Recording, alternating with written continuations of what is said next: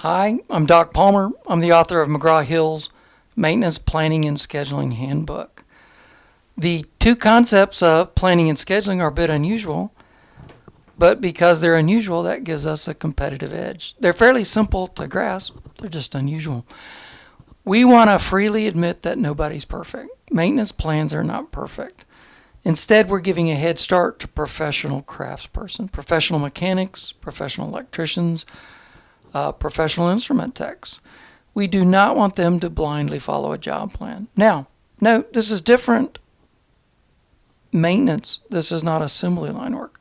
Assembly line work, we want to follow the procedure exactly. Now, still not blindly. Speak up if there's a question. But maintenance is more, we expect the craftsperson to exercise their judgment when appropriate. It might just be simply to go get another procedure that's been developed and it's better for that process, what they're working on right then. The concept for scheduling is also a bit unusual. Most people underload the schedule so that they can complete the schedule. But because Parkinson's law says the amount of work assigned expands to fill the amount of time available, we have to fully load schedules. So that's really unusual and it's hard to believe. It's inconceivable almost. But we've been going lately through the principles of scheduling. The first principle is that we need job plans before we can schedule because we need the time estimates for different craft skills.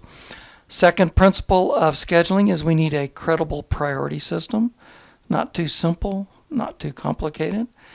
The third principle we talked about last was we want to schedule for a week at a time. It's not the only maintenance schedule, but for productivity, that's where we live. It's long enough to smooth out the estimates to begin with. Individual maintenance estimates are plus or minus, I like to say 100%, but they have a fairly normal distribution. A week's worth of work probably is a week's worth of work. 400 hours for a crew of 10 people, nobody's on vacation or training, 40 hours each. That 400 hours worth of work probably is about 400 hours worth of work. But individual jobs, a 5-hour job might have taken 2 hours, a 5-hour job might have taken 10 hours. They're just all over the place. So the weekly focus takes that out of the picture. And then the weekly schedule provides a service for the supervisors. It's a bundling service, backlog research. If you're going to do this next week, you could also do these 3 other jobs. If you're going to lock out, tag out that, you could also do this job. If you're going to send a person way over there, they could do this job at the same time. So that bundling is a real service for the supervisor. So it's long enough, the week. It's also short enough to provide a sense of mission that you can protect. If operators calls and say, they ask, hey, can you do this for me? Well, can it wait next week? You can ask. It's difficult to say, can it wait for next month? But a week pretty much gives a lot more able to protect it. Therefore, it gives a sense of protection there. Today, we want to talk about the fourth principle of scheduling, which is we want to fully load that schedule 100%. There's 3 schools of thought. There's 120%, 100%, and maybe only load the schedule 80%. We'll start with 100%. In fact, we'll start, with 120%. The people that say this want to provide a stretch goal. Let's really get after that work. Let's be productive. Let's don't just stop at 100%. Let's see how much we can do next week. The name of the game is productivity. Not only that, the operators might have told us we could have something this week to work on, and things have changed, and we can't have that to work on after all. So there's other stuff we could do. Also, if we do finish all the work that we have, there's extra work we can find without digging through the backlog. Certain jobs we work on, we might not end up having the right parts for it. Is there anything else we could do? So the 120 gives us that extra work. I really don't like stretch goals, is one reason I don't like that. There's a place for it. I don't think this is it. Because the common industry practice is to underload the schedule at 80% or less. Just getting somebody to accept a fully loaded 100% schedule is difficult enough. So the 100% provides us control that the 120 doesn't give us. If you don't complete a 120% loaded schedule, what went wrong? Well, nothing went wrong. You gave me more work than I could do. The 100%, if you don't finish it, it means something happened, and we can look for that and control it better. Or not, but we'll know. Now, the 80% is a little bit that. If you finish the 80% schedule, what went wrong? Well, nothing went wrong. We got all the work done. Well, I know, but it's only 80% of what you could have done. Well, you only gave me 80% of what I could do, and I finished it. Why are you complaining? So you lose control with that, too. The 80% is, the sense of that is to not set yourself up for defeat, that people say. We typically say we have 20% reactive work, and that is the hallmark of a typically good plant, about 80% reactive work, and 80% of work could have waited till next week after it was identified. So schedule 80%, leave the 20% for that reactive work.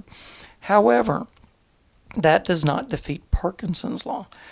Every one of those 80% jobs that you schedule takes a little bit longer than it could have. Every one of the reactive work, that jobs that actually came up, takes a little bit longer than it could have. And that's because of Parkinson's law, again, which is the amount of work assigned expands to fill the amount of time available. The reactive work really doesn't have a time. Just take your time and work on it, even though there is some sense of urgency. The 80%, it doesn't quite fill the plate. By the way, a diet hack is to use a smaller plate. If you've ever been on a diet or know somebody that's been on a diet, they tell you to use a smaller plate, because then when you fill it up at the buffet line, there's not as much food, and you're going to eat all the food that you put on the plate. That's Parkinson's law, looking at it both ways. You're going to fill up that plate, but since it's a smaller plate, you don't eat as much as you could have eaten. So that's an interesting diet hack. The 80% people have confused the purpose of scheduling with something else. Dr. Drucker, 1950s, Management by Objective. You've heard of MBO. Dr. Drucker says that 90% of the time, people don't understand the objective of their activity. So to a large degree, they're wasting their time. It's only after you understand the objective of what you're doing, which is only 10% of the time, according to Dr. Drucker, you really make progress and you're effective in your organization. That's absolutely true in scheduling. Most people think the purpose of scheduling is to complete the schedule. We get that from going to school, where we think a good school grade would be an A, 90 to 100. That seems a reasonable target for schedule compliance.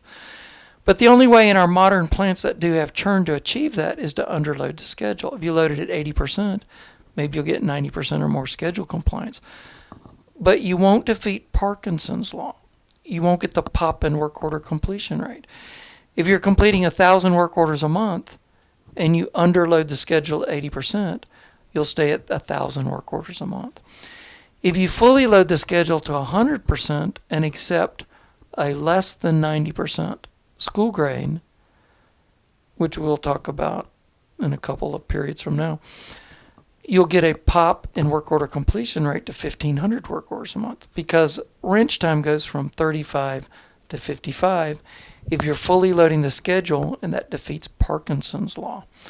So the objective of scheduling is to help us complete more work than we would normally complete. So you have to fully load the schedules at 100% to do that. Next part of this principle itself is that the schedule has to be acceptable to the supervisors of operations and maintenance. We're good at specializing, we're poor at coordinating. Things fall in the cracks. Maintenance, operations. This weekly schedule is a key coordinating device. It helps us select the work that operations tells us is in the best benefit of the plant, of the work that we could do. And it also tells us work that they think they could reasonably give us lockout, tag out, if we ask for a day or two of advance notice. On our maintenance side, it's the work that we think we could do, or we have at least the capacity to do. We are marrying that together, the work they want us to do, the work that we would like to try to do. And it will be acceptable if we're adults and realize it's okay to break the schedule. If it's not okay to break the schedule, it severely encourages us to underload the schedule. And then we have great schedule compliance. But we don't defeat Parkinson's law. We stay at 35% wrench time, and we only complete 1,000 work orders a month, and we have failed, even though we look good. That's the wrong objective, to complete the schedule. And then it doesn't have to be a laid out grid of day by day, hour by hour. And by the way, you can't say next Thursday we're going to work on a certain fan. This great grid of day by day, hour by hour with people's names on it, you think it's setting great expectations. So that fan next Thursday is going to be locked out and tagged out at 10 o'clock. When Fred and Sally show up to work on it, it'll be ready for them to work on.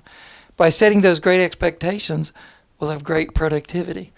You can't do that because individual maintenance jobs are plus or minus 100%. You don't know exactly what's going to happen next week, and there's a lot of churn. What we need is more of a soft schedule, just a batch of work or a list of work orders. Here's the work I would like to do next week.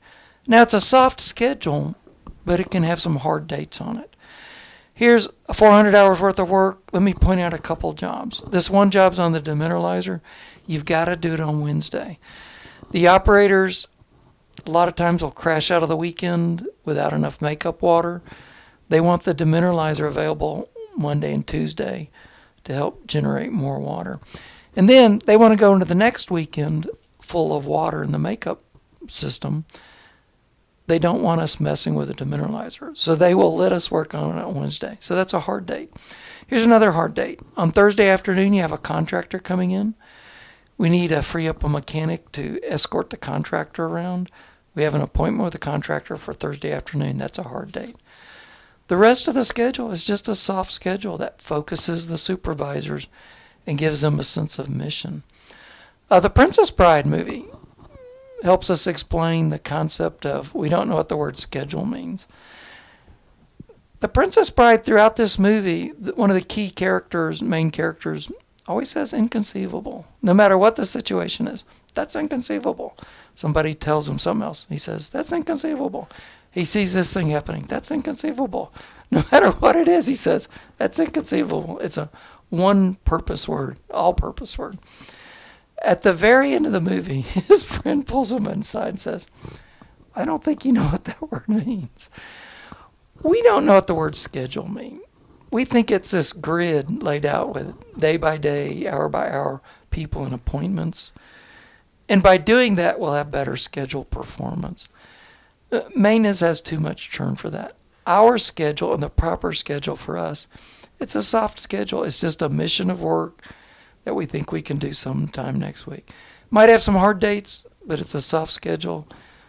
So it's inconceivable that you can set a really tight schedule and expect anything good to come out of that.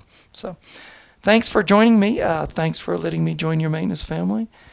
And God bless, and we'll see you next time.